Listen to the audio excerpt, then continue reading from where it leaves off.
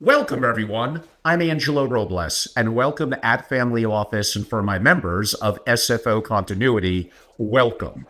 And for those of you old school podcasters that will hear this well after the fact, but you like to listen when you drive, I understand we're on Apple, Spotify, and other platforms as well.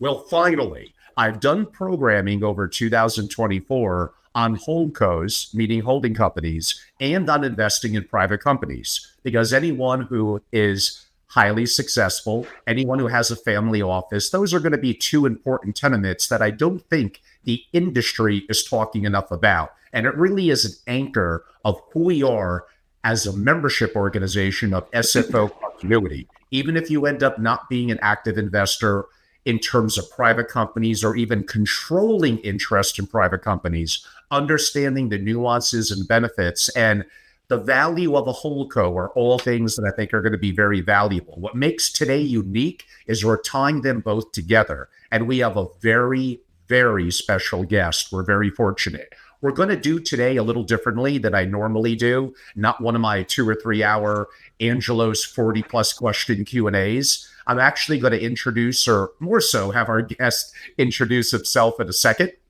And then we're going to basically let him do his thing because he's so good at it and has such a great background for 30 to 40 minutes, giving you an incredible overview from someone who's been in the trenches. Honestly, a person who at one time, the family he represented was the richest individual in America.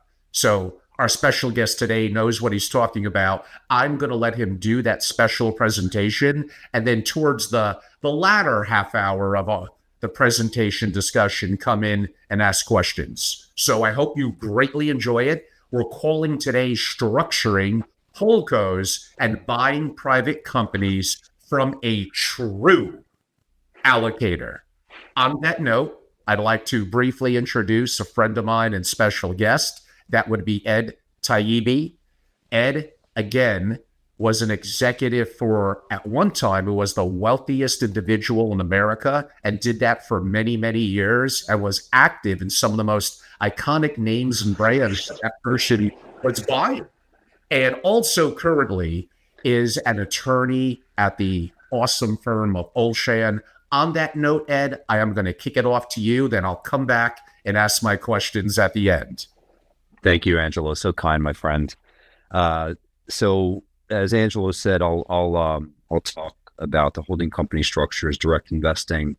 It'll be, I'll try to keep it lively, but every once in a while there's going to be an alarm that goes off just to wake everyone up as if you doze off. So just kidding, maybe not. Okay, so my background really quickly. So I am, as Angelo said, I'm a corporate lawyer by training and currently, but also a trusted business advisor, which I've been doing for 25 years. So I've led over probably $30 billion plus of acquisitions and divestitures, financing, joint ventures, both as an external advisor and as a principal. I began my career at a massive corporate law firm, Skadden Arps, in New York predominantly, but also briefly, for a couple of years in Italy, where I executed mergers and acquisitions in corporate finance. And then I joined one of my clients, McAndrews & Forbes, which is going to be one of the focus areas of my remarks, about 20 years ago. I spent about 17 years there. After McAndrews, I went back to put my lawyer hat on. I joined a incredible public renewable energy company called Archaea Energy as general counsel and EVP of strategy and government affairs. We wound up selling that to BP for over $4 billion at the end of 2022, which was an incredible groundbreaking transaction. And then I put my energy hat back on and I joined a nuclear fusion technology company called Shine Technologies, which is just absolutely transformative technology in nuclear fusion, which will be the future. And I remain very close with them. And I'm currently at a law firm called Olshan, which I'll tell you more about later. So I wanted to give you a preview as to what the next half an hour or so that I'm going to talk about is going to get into.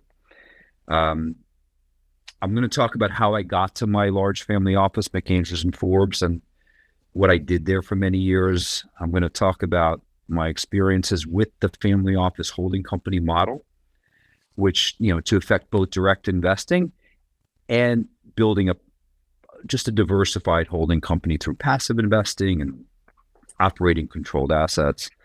In this regard, I'll also cover how I helped evolve that established holding company model 20 years ago and bring it into the modern day, if you will.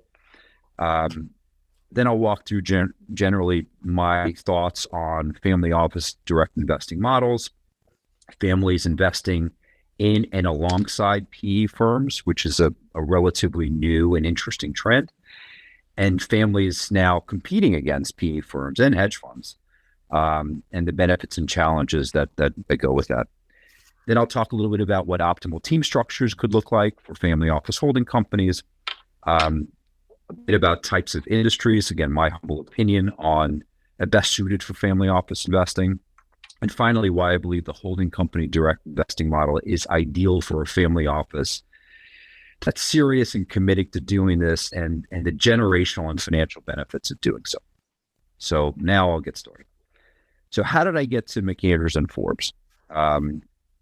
So before we start, McAndrews and Forbes was a holding company, as Angelo alluded to in his remarks, of Rannick Freeman, and I'll talk about that a little more. So how I got to McAndrews and Forbes and what attracted me most 20 years ago about that opportunity. So I was a lawyer at Skadden Arps. I had just returned back from an 18-month stint in Italy. I didn't want to do the 3,000-hour billable hour law, massive law firm churn thing anymore. I had learned enough. So at the time, I had worked for McAndrews and Perlman and his team, and they courted me to join. They heard I was back from Europe, and they presented a very compelling story for me. This was an opportunity to leave being a service professional and become more of a principal. And that's attractive to young investment bankers and lawyers who are just working crazy hours for large institutions and don't see a path forward. Right? So I'm telling you all this to keep you in mind, to help you form thoughts about how you build a team and who the optimal team members are and how you attract those people. So what else was attractive to me? The opportunity to help grow directly an enterprise and actually see tangibly the results of my input. I love the opportunity to engage in more creative and flexible structures, which family office holding companies have at their disposal.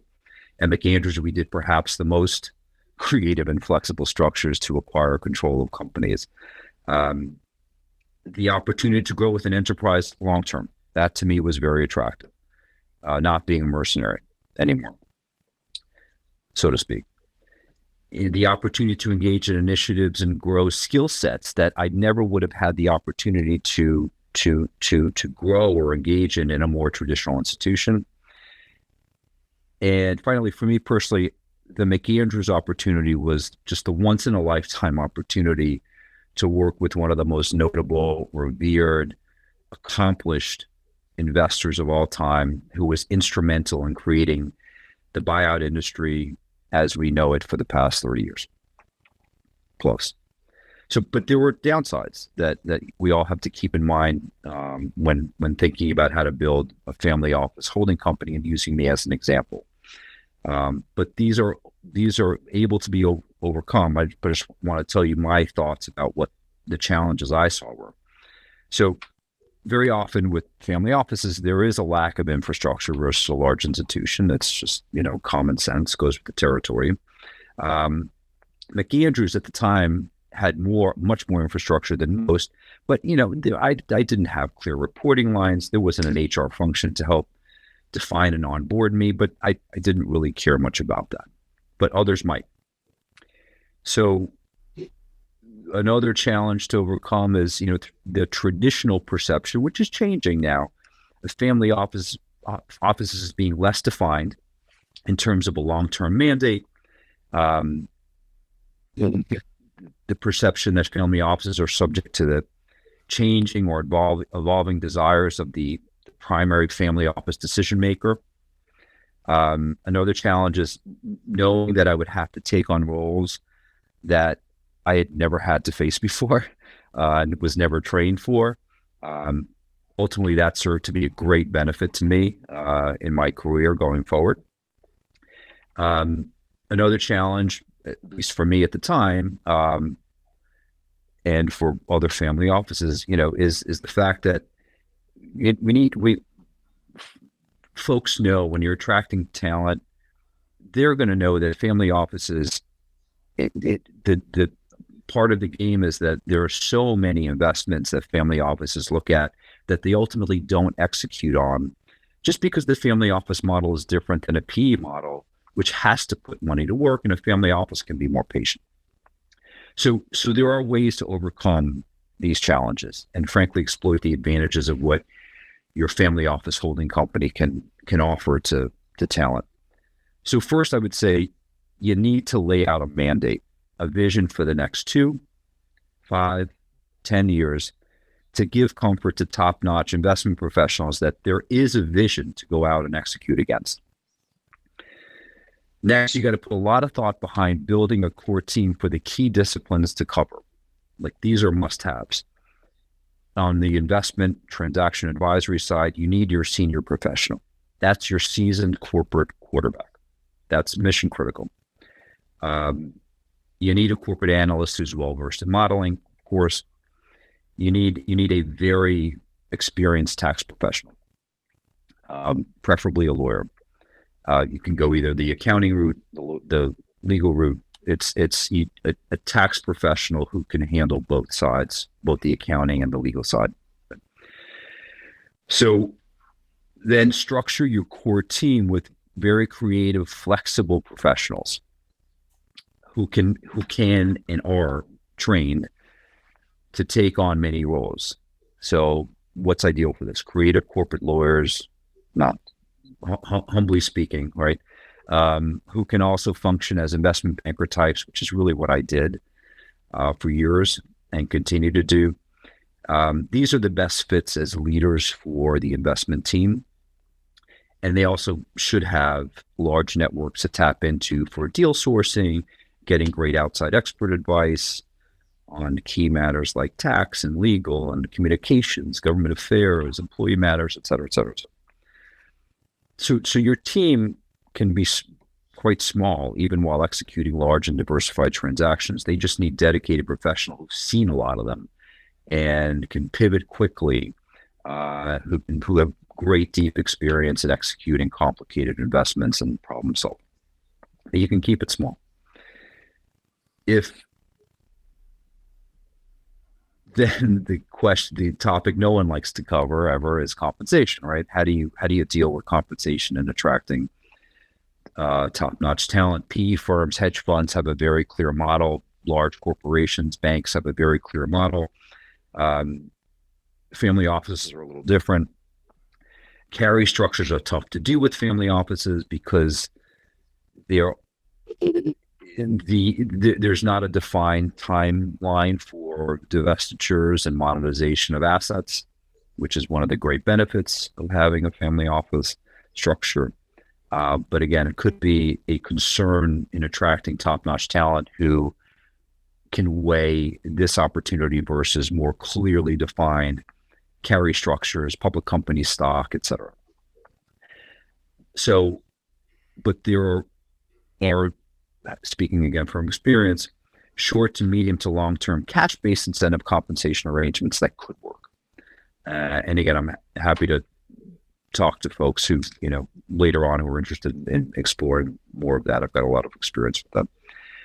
There are some contractual downside protections in the event that the needs and the vision of the family change. That's mission critical to attract top-notch talent.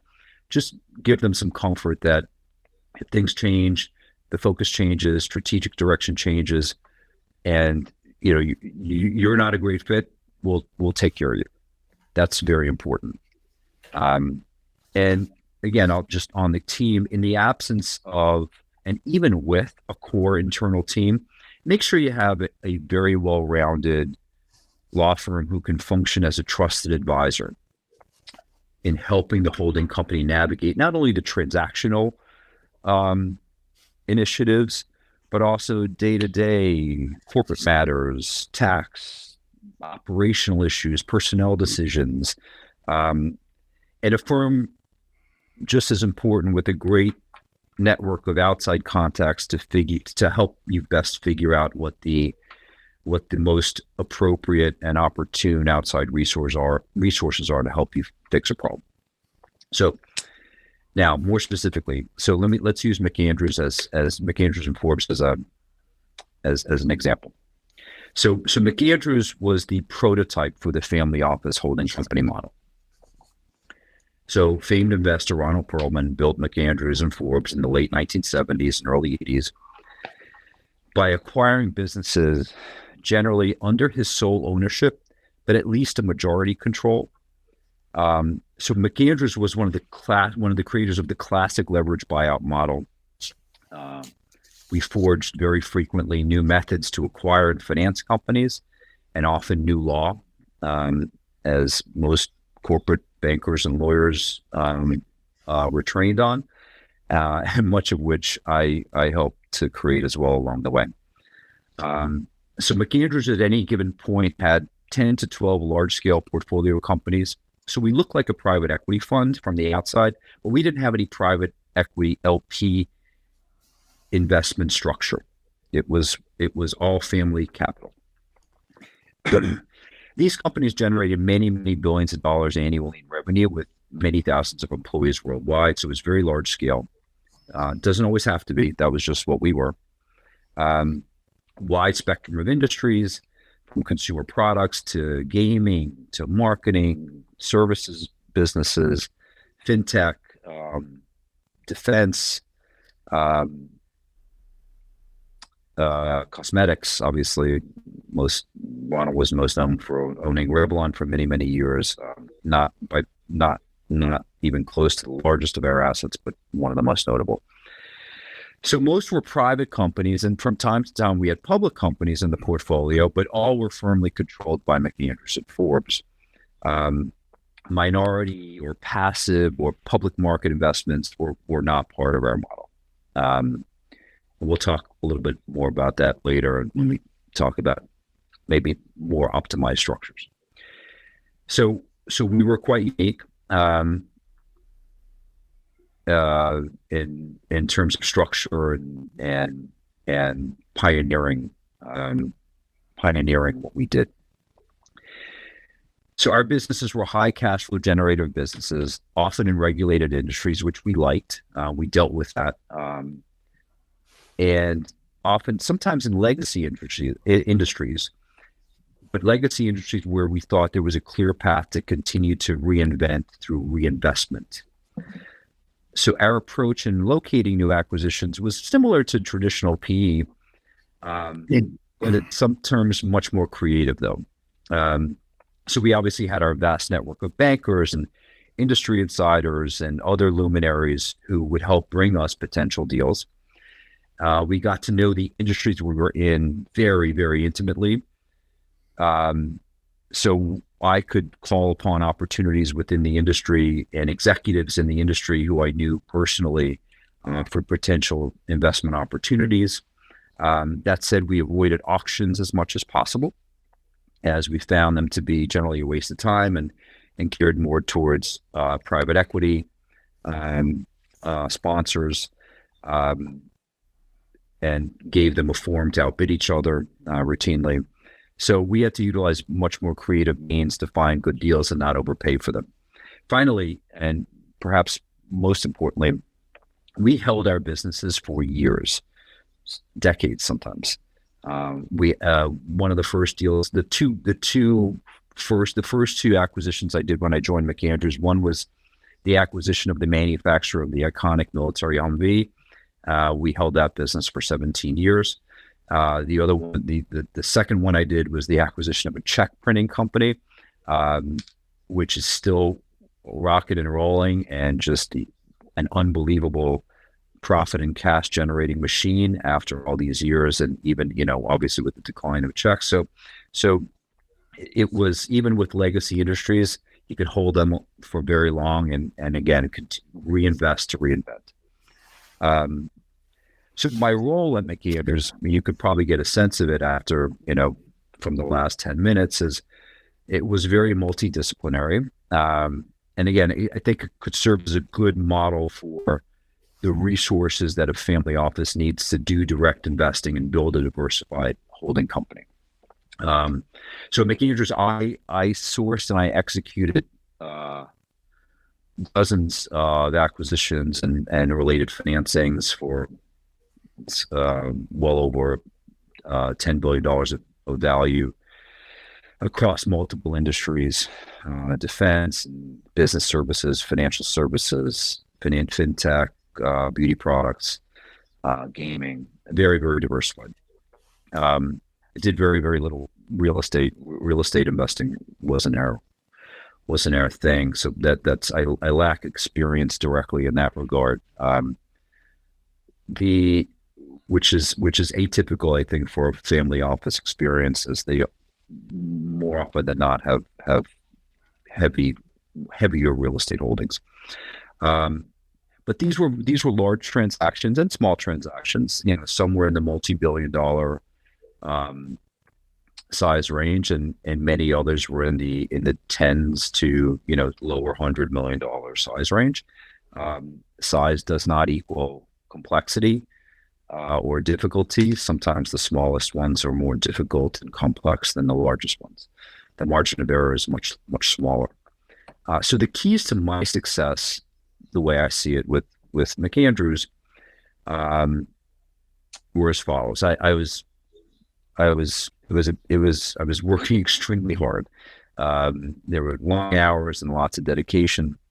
But more importantly, the ability to work with a small internal team while managing very extensive external resources.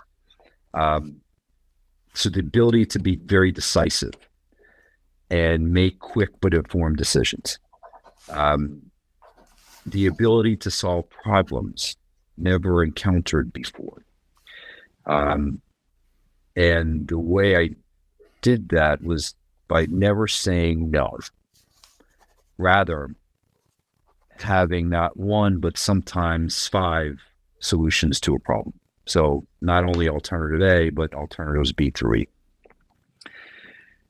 The ability to dive deep into the operations of portfolio companies and understand their businesses, sometimes better than the senior management of their own businesses. This is different than a typical PE professional, as PE funds generally hold their investments for 3 to 6 years. So there really isn't a need to dive deep and understand the business and the industry, for very different from a long-term hold structure that's more typical for family offices. So when I found that my creative legal training proved helpful to the enterprise, as I was able to weave more facilely between complicated issues, different industries, and getting investments done and operating the company as successfully over years. So that's just a snippet of why I think I lasted so long and was successful and had the results to show for it. So I'll pivot now and stop talking about myself, and I will want to spend the remainder of my remarks on some advice as to how to build, for the listening audience, an effective, diversified family office holding company that engages in direct investing and other passive and non-transactional investing. So to start with, I just want to lay out key differentiators of family office holding companies versus traditional private equity models in terms of acquiring companies and and acquiring interests in companies. Number one, I think a family office could be very attractive to target companies and their management teams who want to be part of a long-term hold strategy, versus having to do the private equity merry-go-round of every 3 years being in sale mode, which is quite stressful and disruptive. Being part of a long-term hold structure, well, I found management teams found to be very attractive, provided you could compensate them appropriately along the way.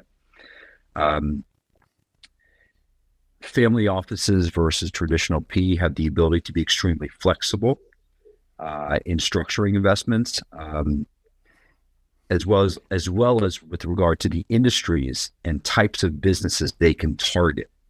It's a very important point, and I'll get into that a little more later. So family offices versus traditional PE can be much more patient in looking at new acquisitions.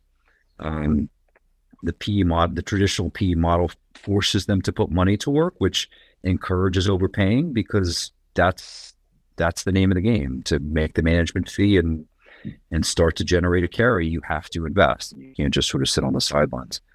I found that family offices are better able to partner with portfolio company management teams and to continue to evolve the business with changing times, versus the PE model of, like I said, 3 to 5 years in and out. Family offices can really dive deeper and plan out longer term strategy. Family offices, I think, are much more adept at industries or target businesses that can benefit from a roll-up strategy. What does that mean? That by roll-up, I mean growing the business not only organically but also through acquiring smaller competitors across a geographic divide and reaping tremendous synergies from doing that. It's a long established model. I've done several in several different industries over time.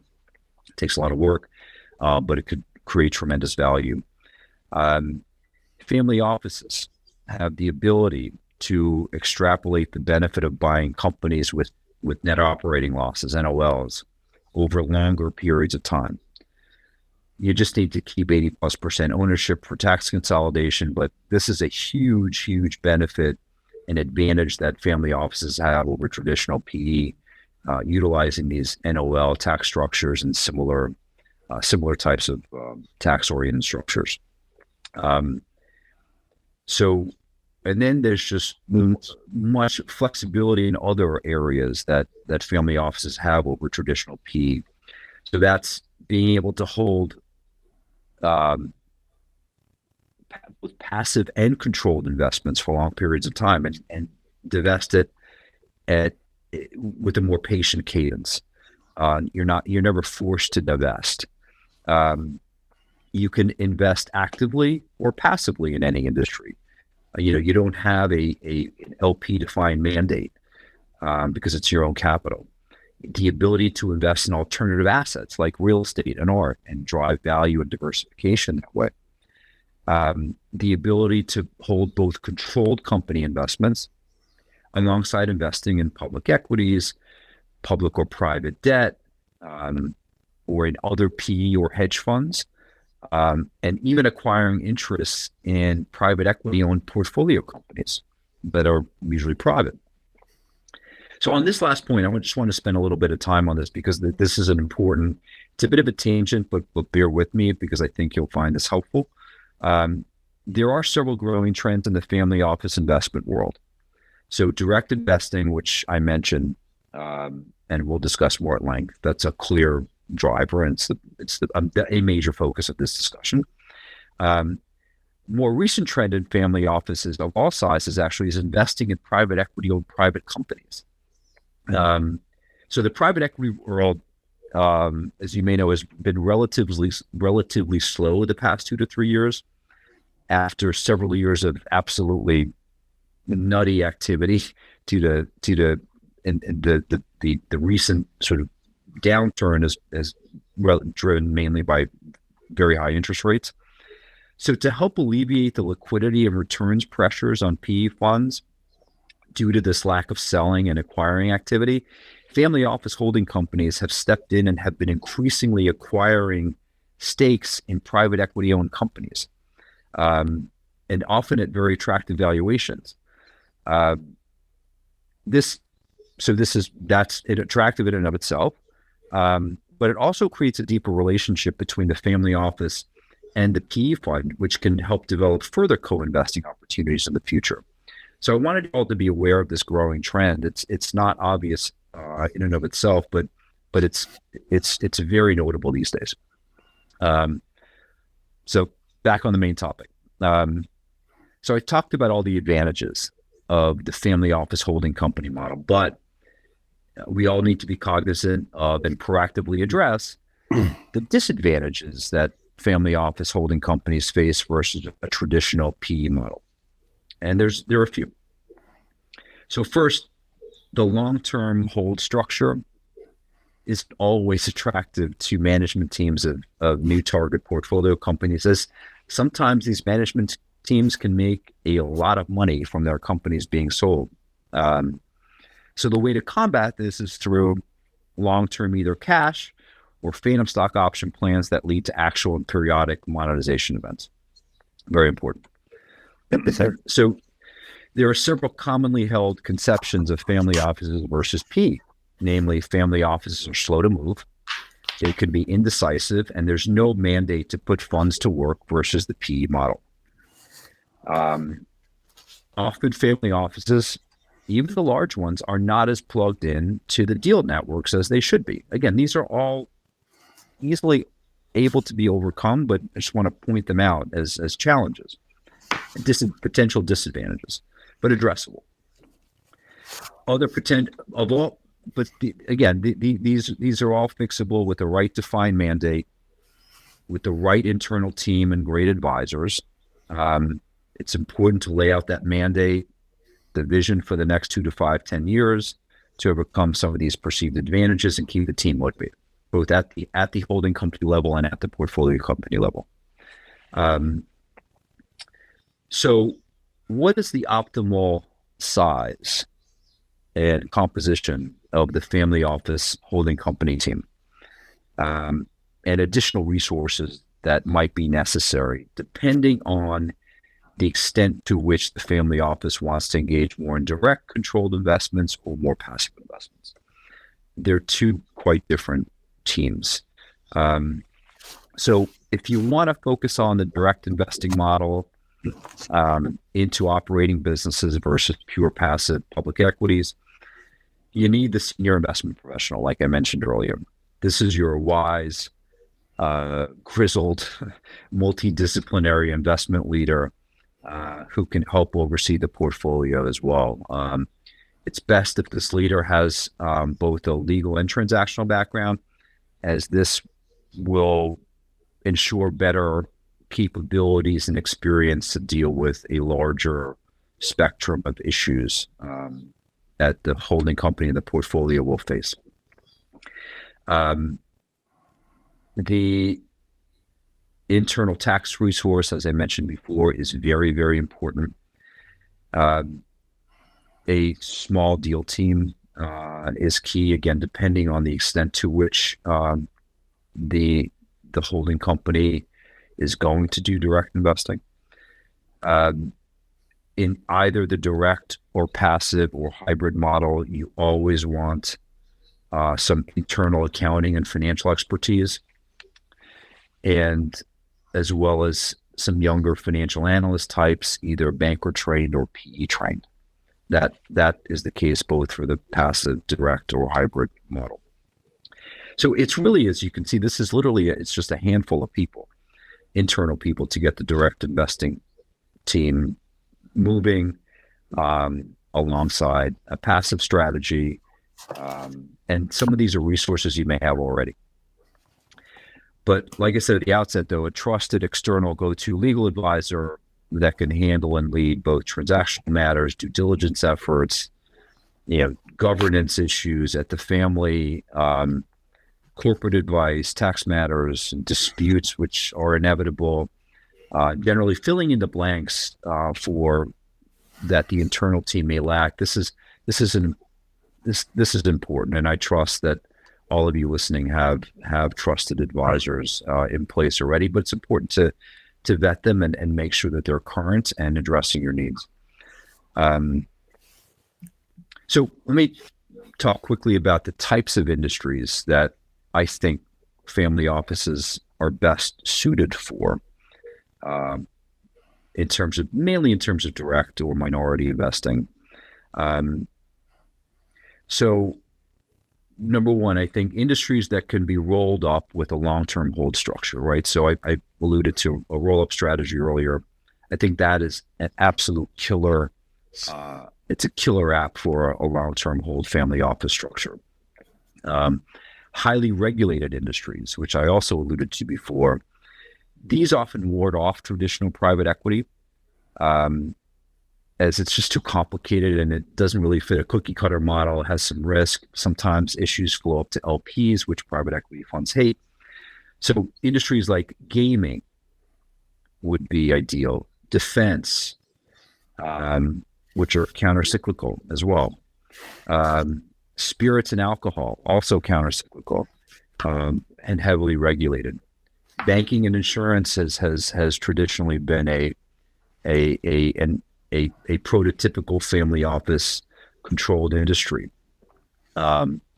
Renewable energy could be very interesting in terms of its long-term structure, though with the recent administration change, you need to keep an eye out that there's a more of a renewed focus on traditional oil and gas energy sources. And these are all industries I've spent significant amount of time and not coincidentally, but I think would be ideal for family offices to explore. But the interesting thing about the family office dynamic versus traditional private equity is, very often family offices do have a cornerstone industry within which they have achieved their success over generations. So there are advantages to investing in these familiar industries, namely precisely this, because they're familiar. There's tremendous pre-existing knowledge at the family and a comfort level with that familiar industry, and also the ability to leverage the family's resources in their industry to assist investing in additional portfolio companies in that industry. So that's an advantage. It is just institutional knowledge and expertise. But a disadvantage potentially is doubling down on the family's pre-existing value concentration, right, in your familiar family industry, and which results in a lost opportunity to diversify. So it really cuts both ways, in my perspective. But as I start to conclude, I just want to reinforce that this really is an optimal time for families to expand into direct investing, both from a controlling perspective and also as minority investors alongside private equity and other corporate ownership. So traditional PE funds are severely hampered by continued extremely high interest rates. That's going to take a while to wind off. It'll happen at some point, but there's lots and lots of PE-owned companies that are long in the tooth, as they say, that have just been on the shelf for the last 24 months. There are thousands of good but orphaned companies out there with ownership that is stuck, as I like to say, both public and private companies, which can be acquired at much deeper value than in prior years of irrational exuberance. I've built pipelines over the last 12 months of these types of companies, both long in the tooth private equity funds and stuck public and private companies, and be happy to share those pipelines with folks who are interested. But there's plenty out there, and there's various metrics for how to locate that. But your internal teams should be able to do that. But not only is it the right time for direct investing, but there's some real notable benefits that the direct investing model at the family holding company bring. Namely, investing in yourself, right? You're not paying fees on fees to either venture capital funds or hedge funds or, financial advisors. You ultimately have transparency on your investments versus, I think, which is pretty deep lack of transparency in calculating profits and carry when you're investing in P and hedge funds. That's their business. Not disparaging. They're very good at at structuring their own hurdle structures and P structures. Direct investing, more controlled investing, allows you the ability to directly shape the investment over time versus just sort of sitting back and looking at quarterly reports as to how it's performing. That takes some resources to pay attention to. So the direct investing model, if it's done well, I think is the best way to build generational and lasting wealth. It allows for the in-house training of family members to work with and learn with and from experts, external experts, to grow future generations of family member leadership. So it's free training, if you will. It sometimes allows family members who are embedded within the holding company to work and train at portfolio companies that are owned by the holding company, which is a great way to learn firsthand about how to run a sizable business and the ins and outs of a particular industry. I've seen that dozens of times. The direct investing model, this is an interesting point, important, more qualitative than quantitative, but I do believe the direct investing model brings the family exposure into industries and with notable influential key luminaries in fields versus a passive investing model, which remains nebulous and always on the periphery. So if you are deeply involved in an industry through a direct investment, you'll get to know very well who's driving that industry. And, finally, I like to say, like, direct investing, I've always found just a lot more fun and interesting and engaging versus more passive public market or private market investing. So, but just finally, just to be clear, I'm not advocating a family office holding company that's solely directing and operating companies. I think that's a mistake. I believe a diversified portfolio of operating and non-operating assets and passive and controlled investments is frankly most prudent. So in conclusion, finally, I just want to remind listeners that I'm at your disposal to discuss these topics further and help you establish and build your family office holding companies. One of the main reasons I joined my law firm, Olshan, as a partner was the firm's ability to and expertise in assisting family office holding companies and similar types of entrepreneurial investors in a sophisticated and a trusted manner in all necessary disciplines, but also in quite a cost-effective and highly efficient manner versus larger mega firms in furtherance of building a long-term trusted business advisory relationship. So if you want to discuss any of this with me, please either reach out to me or contact Angelo for my contact information.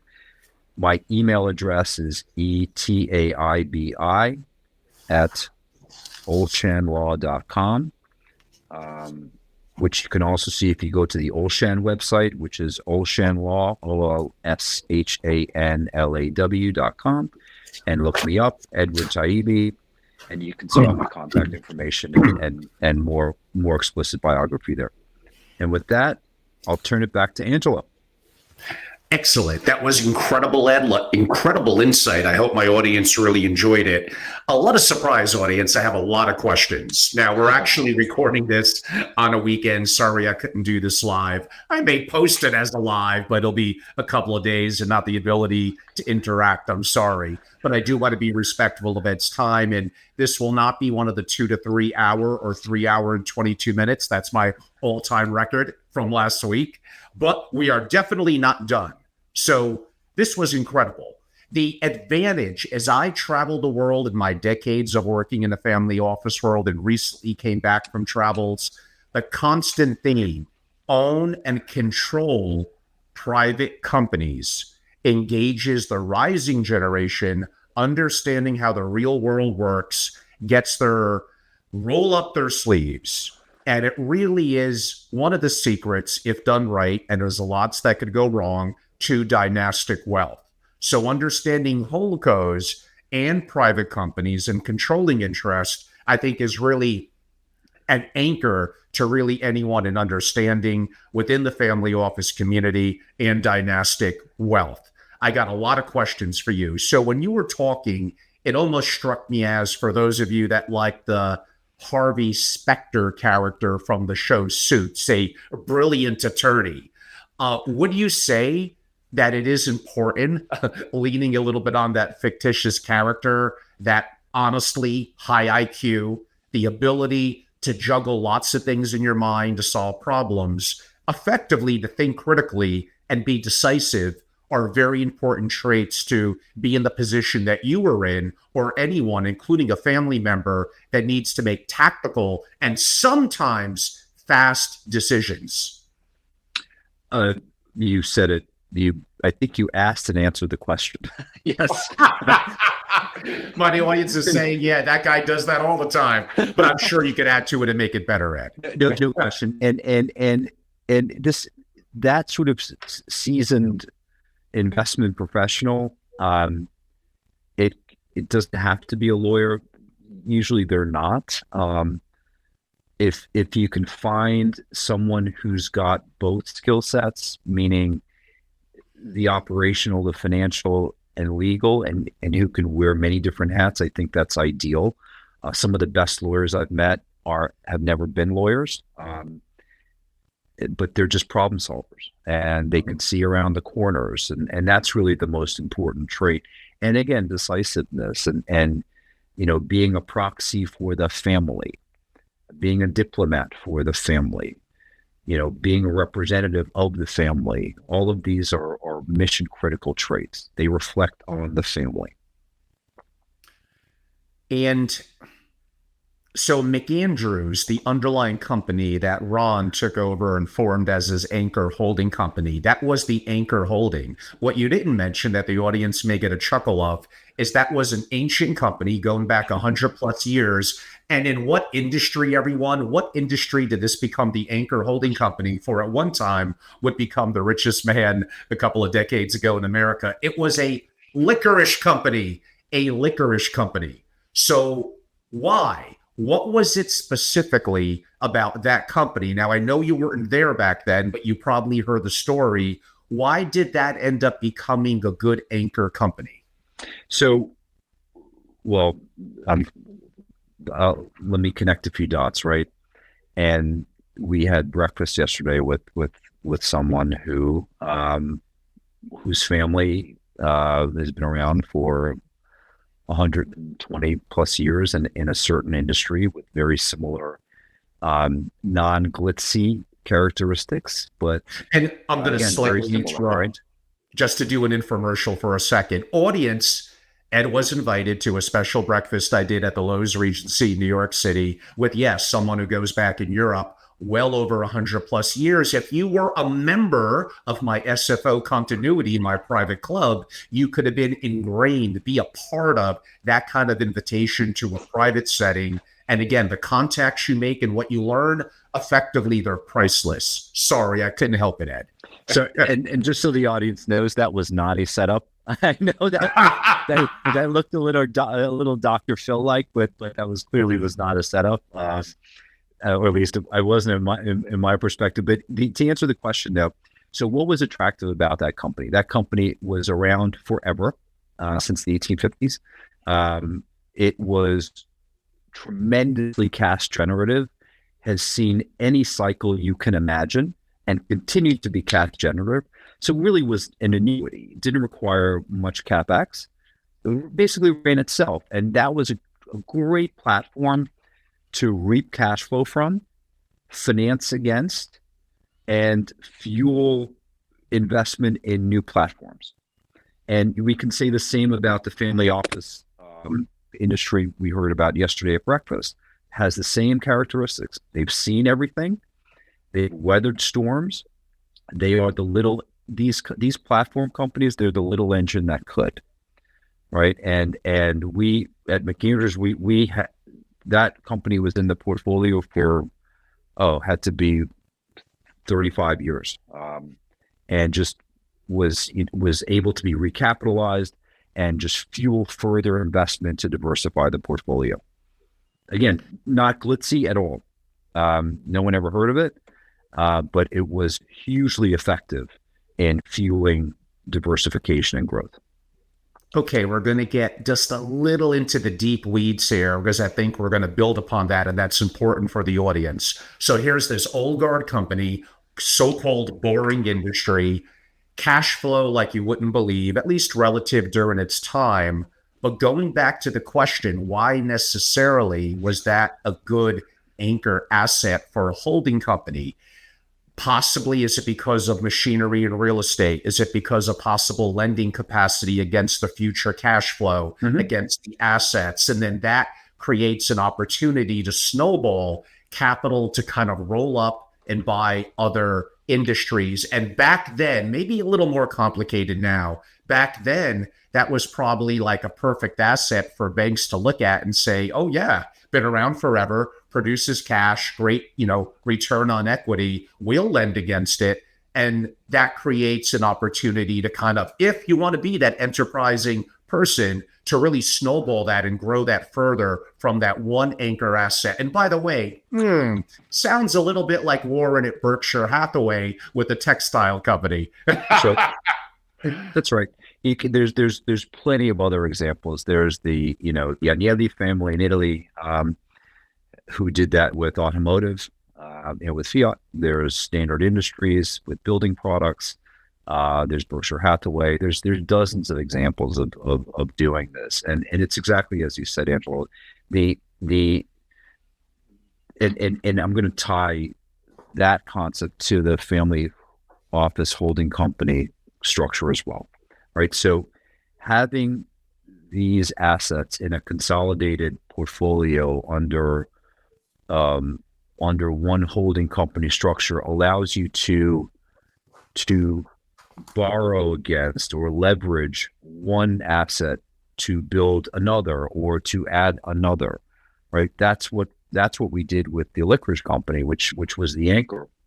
With the licorice company proceeds and refinancings we acquired Pantry Pride, which was an NOL think check company, a defunct supermarket chain, which acquired Revlon, right? Which then was rejiggered to acquire Marvel, which was rejiggered to acquire Technology, and you could go on and on and on and on. But it was under that holding company structure, with each of the companies capitalized separately. Again, very typical model. This is not proprietary in any way.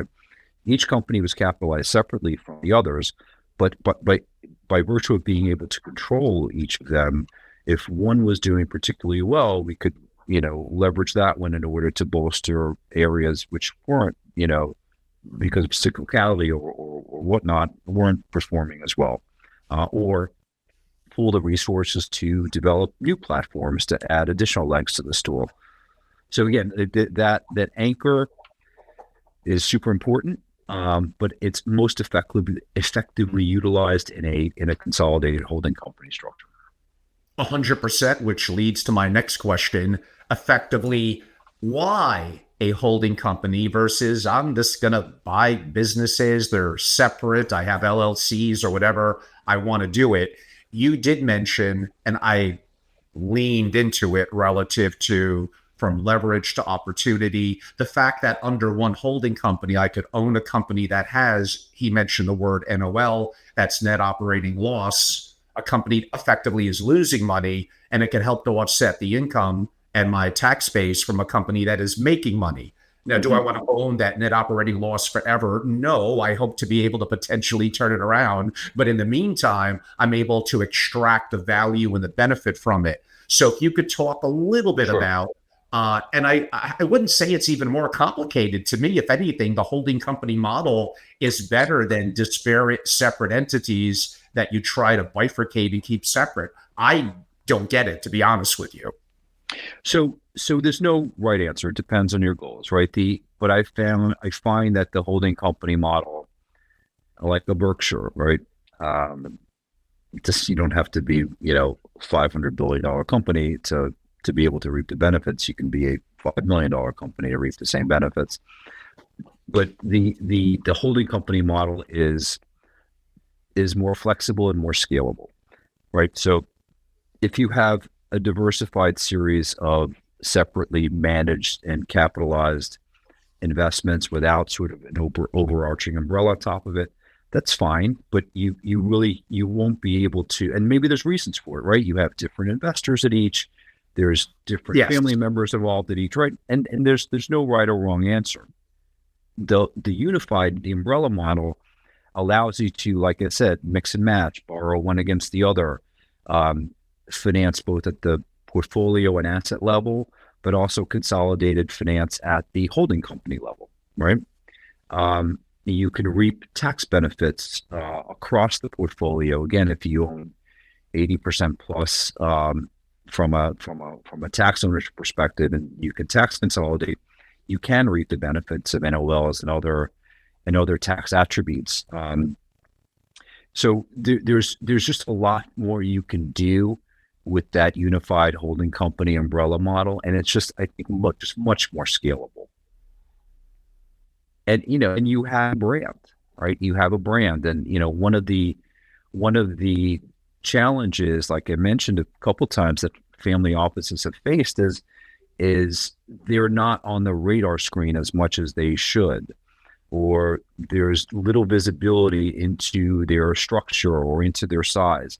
Having one brand of a holding company model, like up McAndrews and Forbes or Berkshire Hathaway, is that name gives you a presence. It makes you a thing, right? You give something a name, it makes you a thing. Strange enough to say, but it's just kind of common sense. And that thing, I think, is important to be on the radar screens of major bankers and industry insiders and investment professionals and folks who are going to bring you interesting proprietary opportunities. I think that's really important. A sort of a hodgepodge of various holdings here and there doesn't give you the same scalable benefits, both qualitatively and quantitatively, my humble opinion. And I do have to ask the question. Now, again, I'm an extreme single family office advocate. And what I'm leaning to is that's my own kitchen. I can do whatever I want. But when I open up to outside allocators, yes, I could offset costs. I can make maybe even a lot more money. But I'm like turning my kitchen into a restaurant, and that's going to have inspectors and all sorts of things that I may not like. Why did Mr. Perlman and the team, unlike some of his cohorts that probably he was like a mentor to, like Kravitz and others, he did not go down the road of creating where he took in outside capital? Why? I can't really, that was before my time. I can't really answer that. And we did have outside investors and in terms of debt financing sources. And in a few occasions we did have minority partners, but it wasn't the, the Blackstone, KKR forged LP model from the 80s. Again, it's from the 90s, I should say. It's there's no right or wrong way to do it. The LP model, it gives you a lot more scale and firepower, right?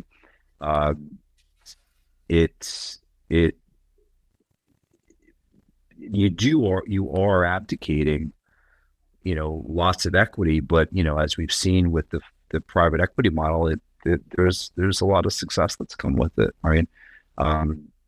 So I tip my hat to the creators of the private equity model in the 90s. It's been widely successful, right?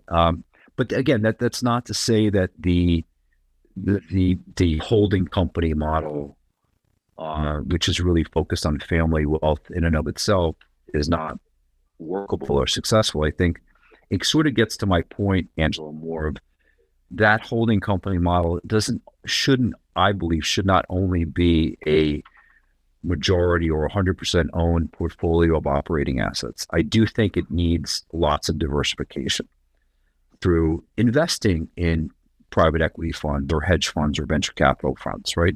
Perhaps in different industries. Mm-hmm. That's been a pretty successful model. Granted, you're going to be paying fees, but perhaps the return and the non-correlation with the core family office holding company assets is a good thing. Alternative investments is huge. Real estate is huge, right? It's sort of a play in a more diversified fashion. I think that's really the key message. And you did go down this road in your eloquent open, which I greatly appreciate. If I'm creating a holding company and I have a vision that I want to share, it's going to be important that I onboard proper talent. Some of them may be in the direct operating company, some specifically more in the HoldCo. How do I attract applicable talent? But I probably don't want to overpay. And I go back to Sid Bass hiring Richard Rainwater, who he knew as a 26-year-old Goldman Sachs banker. Now, eventually, Rainwater would go off on his own and create his own multi-billion. But if I'm looking at things that may sometimes be a hold time of 5, 7, sometimes 10 or 15 years or longer, because it's a family, not a private equity fund I could hold forever, how am I going to offer some sort of value, cash, bonus, liquidity? You hinted at phantom equity. I may have to give loans that are forgivable to be able to buy into the deal, equity. This could be a very complex conversation, but how can we streamline an answer to probably 2 minutes? Yeah. So it's, again, you hit on a few common mechanisms to accomplish these things. There isn't, like we talked about earlier, there isn't a defined divestiture period in the family office holding company typical structure. So how do you replicate compensation for value creation? So there are cash mechanics that reward the team for upticks in value of a portfolio asset over time. There are ways to aggregate the value of the entire portfolio, both companies and alternative assets. That's more complicated, clearly, right? But these are more cash-oriented plans. The ability to invest alongside is huge, and I think required.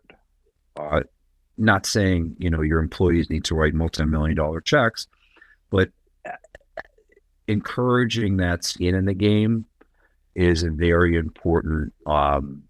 It's a very important check to better comfort the family that its internal resources, its internal team, but external from the family, is aligned with them.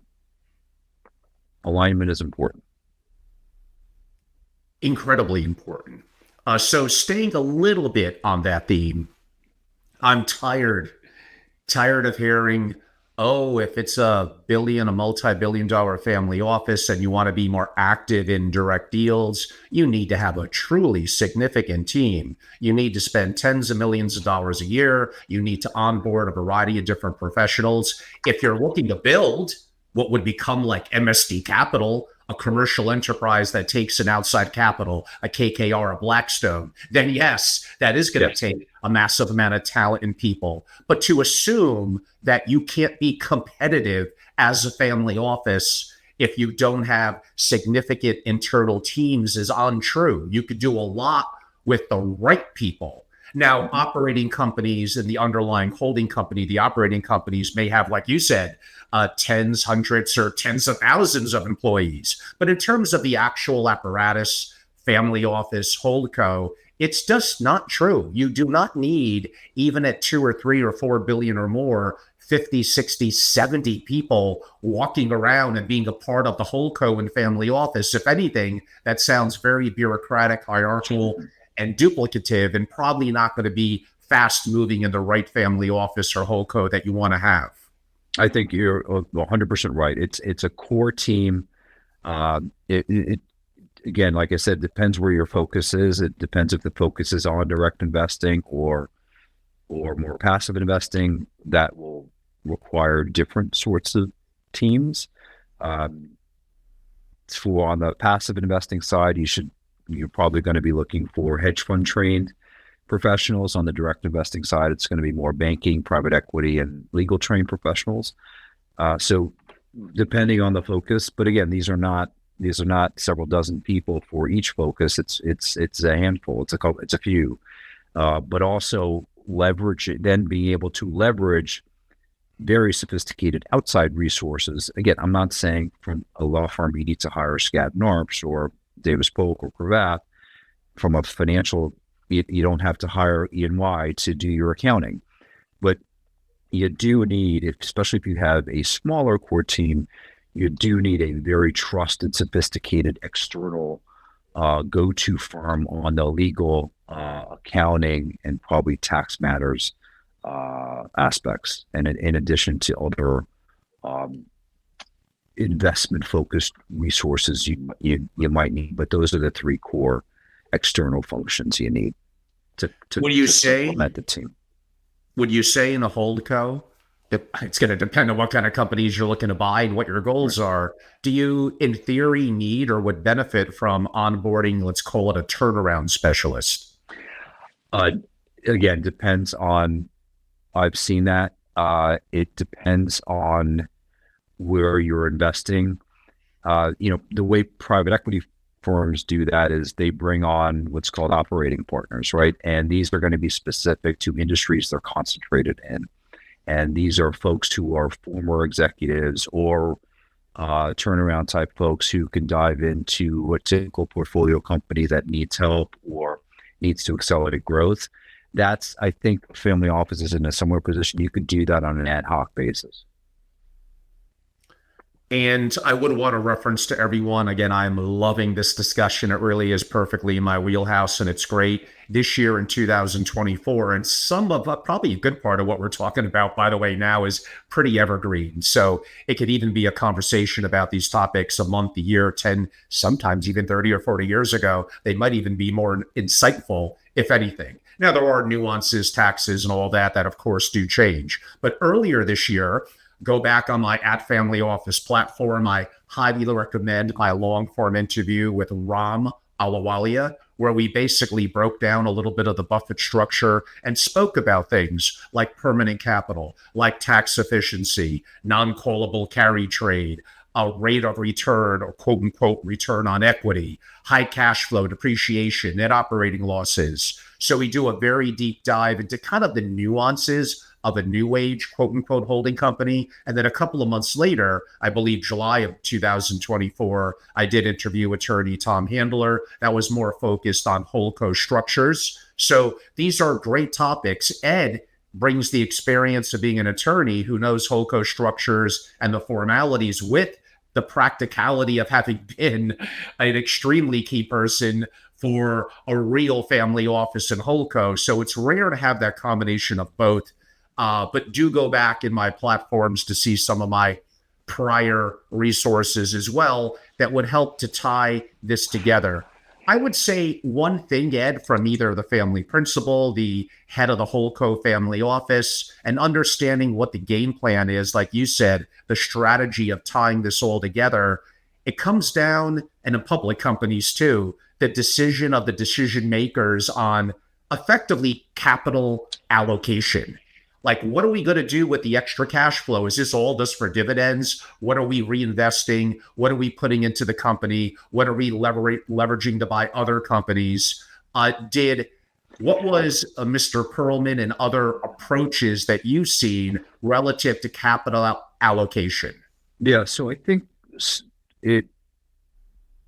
speaking more generally, the first question is, from a family office perspective, what generation are we at, right? And how diversified and how extensive, how numerous is the family office group, investor group? If it's first generation, it's a lot easier to figure out because there's one or not so many decision makers, right? And you could be more flexible in terms of, or informal in terms of your capital allocation strategy. It gets more complicated. It gets more complicated as you get into multi-generation family offices, because most of them are not involved with the decision making at the holding company level. So, but you need to take care of them and make sure governance is appropriate and dividends are being parsed out in accordance with expectations and in accordance with shareholder agreement. So, from a again, to repeat, at the early stages of the family office, it's really subject to the matriarch or the patriarch's comfort level and desire to either invest in the portfolio in the here and now, or also put aside for future generations, right? That's an important decision-making inflection point as well. Are we managing this for the here and now? And, future generations will, whatever they see in terms of value creation or depletion, so be it. Or is there a more formal road to building for the second, third, fourth, fifth, 10th generation, right? These are, in order to answer that question, you need to answer those questions first. And a little bit in terms of your legal background with some of the areas pertaining to structuring. Do you set it up in a specific domicile? Do you have a preferred Wyoming, Delaware, Alaska, New Hampshire? By the way, all states I noted, and there's others that tend to be better on privacy protection, no state tax, a variety of reasons why. Coupled with, do I do an LLC? Meaning, is that the underlying entity of quote unquote the HoldCo? Is it a quote unquote a corporation? And then weaving in asset protection, estate planning, FLP or limited rights, marital protection if done right. So this gets really, really complicated depending on the state, depending on the situation. There's going to be no easy answer, but I got to throw some really tough questions at you. Sure. No, of course. And that's a great question. So years ago, there wasn't really much of a choice. Am I going to do a Delaware Corp or a New York Corp? Is it going to be an S Corp or a C Corp? Then came along these LLCs, 40 years ago, which, added some more flexibility, different types of MLPs and partnerships. So the world grew more complicated over time, but the good news is there's so much more opportunity to tailor the structure, right? So now, like you mentioned, Wyoming, Nevada corporation, Delaware, I frankly tell clients and investors that you may not want to default to Delaware. It isn't as user-friendly as it used to be. It isn't as limiting in terms of liability as it used to be. It's not the most tax-efficient place in the world. Texas corporations are coming into vogue. Like I said, Nevada, Wyoming, there's so many options, and you don't need to, or Cayman or BVI, Isle of Man. You don't have to pick one. So you can have a tax efficient or liability shielding efficient entity at top, but underneath you can have a dozen or so different jurisdictions or forms. Again, it's the beauty of that holding company structure that, and there are ways to enhance tax or other ownership benefits. For instance, many folks who buy, maybe items such as yachts or planes, they're domiciled in very, very far away places. Yachts have flags from BVI, from Isle of Man. and there's very specific ways to do it. So the bad news is it's super complicated. The great news is it's super complicated because there are so many options. That's why having that really trusted outside tax, legal, and accounting advisor to supplement your core team is hugely important. Your core team is likely not going to know the right way to do this, right? But there are folks out there who all they do is what's the optimal jurisdiction, right? So being able to locate those types of advisors and bring them into the team to supplement your core team is mission critical at the outset. 100%. Part of the challenges there are you hope that your team is able to be honest. We know what we know. There's things we don't know. There's very siloed experts, and I'm willing to put my ego aside, and we may need to bring in outside resources and counsel. If nothing else, the principle, the buck always has to stop somewhere. It may be up to you to realize that even your people may have a touch of conflict to feel uncomfortable recommending an outside source, and you have to be the one who's going to be more proactive in that. And don't worry about stepping on toes. They're being paid well. It's a business. You got to do the right thing. We could go down that rabbit hole. And they're stewards. They're stewards for the family. They're stewards for the family. You would hope so. And they should be exploring and utilizing and bringing in the best external resources. Of course, and maybe bringing it to the home stretch a little bit on the importance of, because I hear it so much for families on, and you did hint at it when you were doing your open about quote unquote, how do we source deals? I read a great book by incredible entrepreneur who I briefly met decades ago, Brad Jacobs, who created or purchased into and made better multiple billion and multi-billion dollar companies. And he talks about a variety of different factors, from M&A attorneys to business brokers to investment bankers to banks and others they do business with, to Google alerts of industry leaders and CEO names and keywords, sell-side conferences, trade associations belonging to things like the Business Council, the Economic Club in New York, et cetera, et cetera, et cetera. What are some that have worked out well for you and organizations you've been involved with, and maybe one or two that I didn't mention? Yep. So the table stakes is you have to get your name, your brand, and your vision. Remember, one of the first things I said was the vision, the mandate. Educate every important banker at both the major institutions, but also the boutiques who see really great middle market and lower middle market volume. Educate them about your mission and what you're looking for, and reward them if they bring you opportunities. So you got to give to get in that regard. So that's table stakes.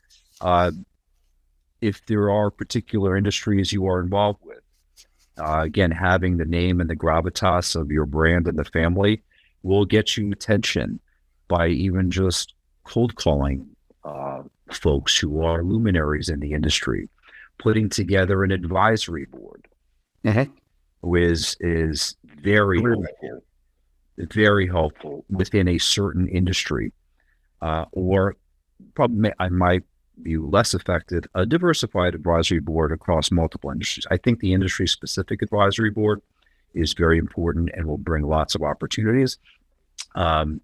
Conferences are fine, but you're attending those with hundreds of others, so likely that's not a proprietary forum. Getting out to meet people one-on-one, going to visit their businesses, planting seeds that might not result in a deal right now, but maybe 2 years from now, right? This is a very long game. Some of the deals that I did took years to cultivate and originated with me knocking on doors, literally. And then you have to get creative sometimes too. One of my favorite is, maybe I shouldn't be giving this away, but I'll do it. I looked on Glassdoor once when I was looking for acquisitions across multiple industries. And I looked at companies who were very popular, large companies where people were they were very popular to work for because the incentives and the benefits and the quality of life and all this stuff. So I looked at the list and I'm like, wow, these must be very bloated companies with very inefficient cost structures. I wonder if, we owned it, if we can optimize those and increase profitability and productivity. And sure enough, it resulted in a large one. I found one that had a very high Glassdoor rating, and it turns out that it was highly inefficient. It was very wasteful, and we turned it around and made it incredibly profitable quickly. And we were right. And it was a legacy business that it would have died under its own weight in a few years, but our sort of getting in there and optimizing what was an inefficient, cost prohibitive structure, allowed the company much higher degrees of profitability, and it gave it a tremendously longer runway, even though it was a legacy industry, and the ability to use what was being spent on inefficiencies to reinvent itself and reinvest in itself. Of course. Lots of different ways. A final question.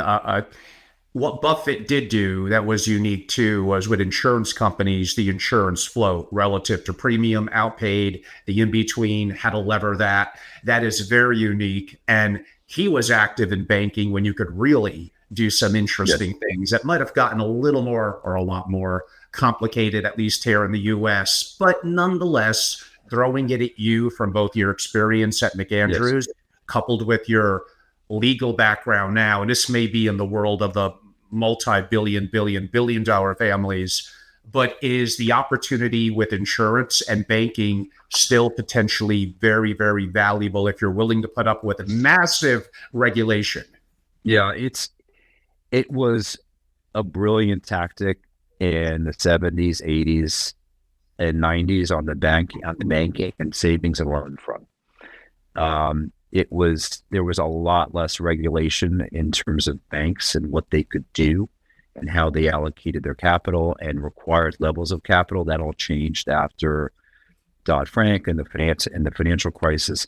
So banks on a large scale are harder to do. That said, doing smaller scale banks, and there's plenty of families who are doing this, or building out a banking charter, a de novo,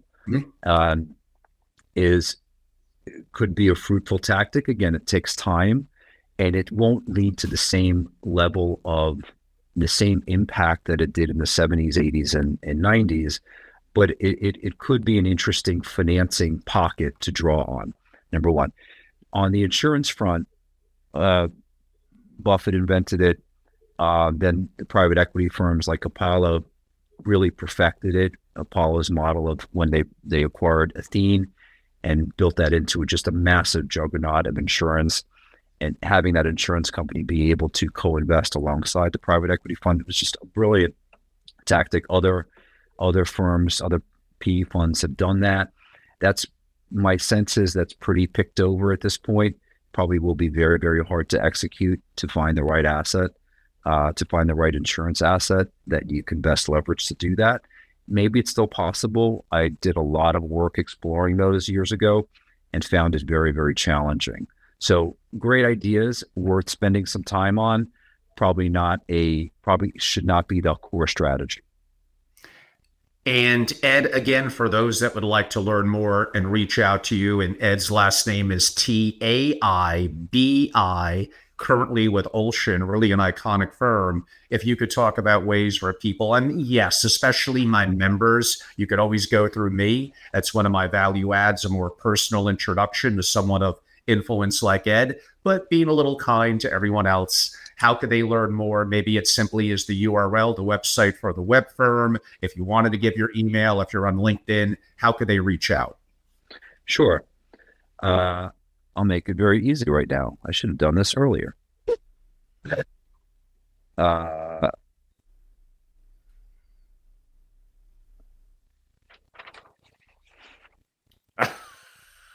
The problem is, Ed, we have no chance of seeing that.